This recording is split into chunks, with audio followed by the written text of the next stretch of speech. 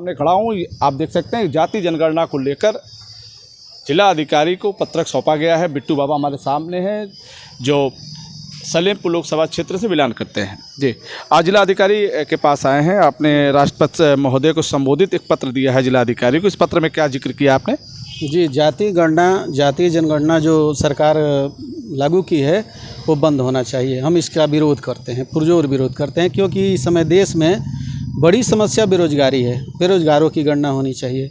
चिकित्सा है, चिकित्सा की कहाँ चिकित्सक हैं, कहाँ चिकित्सक नहीं हैं, कौन सा हॉस्पिटल सुचारू रूप से चल रहा है, कौन नहीं चल रहा है, शिक्षण संस्थानें कौन अच्छे से चल रही हैं, कौन नहीं चल रही हैं।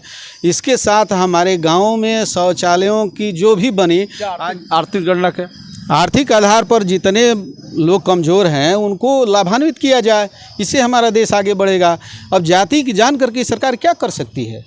यह तो एक जो है एक तरह का भुलौना है। ये अंग्रेज जो है फूट डालो राज करो, इस नीति पर 1931 में कराते थे।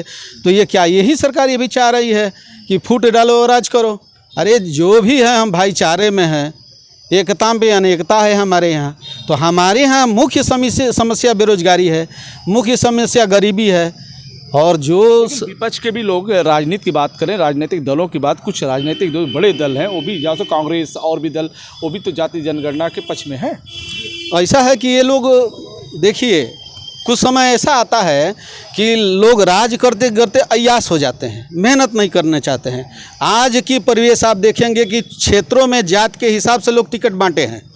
तो ये लोग चाहते हैं कि जाति देख करके और इससे क्षेत्रीय पार्टी जात को देख के सत्ता में बैठे रहे, सत्ता में, हाँ, जात को देख करके सत्ता में बैठे रहें, विकास का कार्य न करे, देश चूल्हा में चले जाए, इससे कोई मतलब नहीं है। यही इनका यही मुख्य उद्देश्य है, तभी तो जाति गणना करा रहे हैं। मतलब आपके कहने में मतलब कि देश में जाति गणना के हिसाब से राज करना चाहते हैं सत्ताधारी लोग। जी, यही देन है। आज जाति का देन है कि मणिपुर जल रहा है।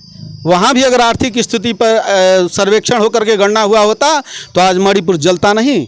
और हमारे यहाँ बेरोजगार लड़के घूम रहे हैं, रोजगार नहीं दे रही है सरकार, बल्कि शराब की दुकान खुलवा रही है। रामायण में लिखा है, कुंभकर्ण को जब रावण ने जगाया तो कुंभकर्ण कहा कि जगदम्बा को हरण के 60 चाहत कल्याण। अरे दुष्ट भाई, तुम जगदम्बा का हरण करके और कल्याण चाहते हो। रावण ने कहा इसकी बुद्धि तो सद्बुद्धि है भाई, इसको शराब पिलाओ, मांस खिलाओ। जब शराब मांस खा लिया तो उसकी बुद्धि भ्रष्ट हो गई।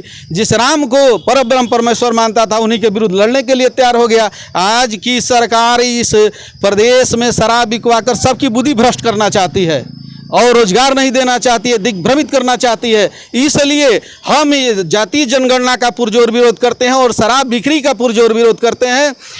और बहुत बहुत धन्यवाद। बिट्टू बाबा हमारे साथ थे। उन्होंने कहा कि जाति जनगणना जरूरी नहीं है, लेकिन आर्थिक गणना साथ ही बेरोजगारी दूर हो उसकी गणना होनी चाहिए।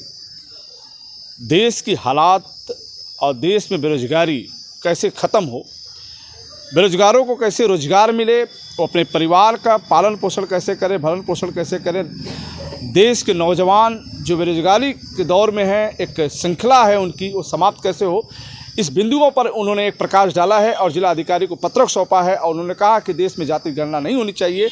यदि गणना हो तो बेरोजगारों की हो, आर्थिक लोगों की हो जिनकी आर्थिक स्थिति खराब है। फिर हम आपसे जुड़ेंगे, तब तक लेते हैं जुड़े हमसे बलियाजकर से।